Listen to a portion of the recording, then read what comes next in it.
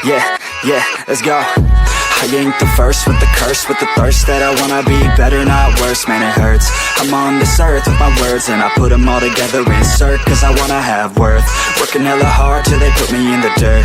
Gonna go far, man, listen to my words.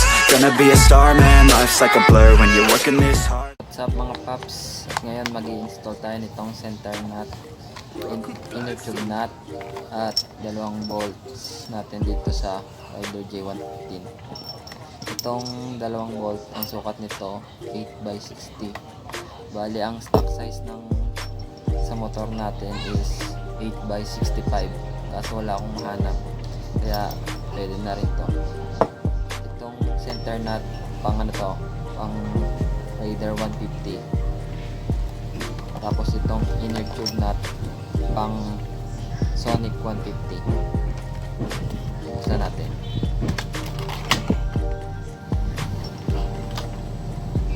Ito. Ang brand nito is Vorks by Heng din.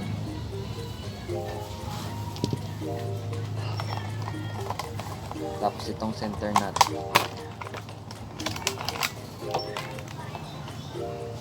Ito.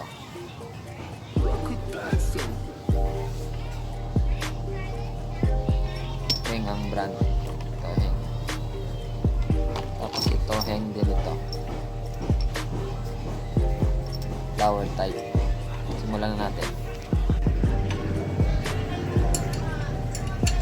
Una natin tanggalin to sa handlebar.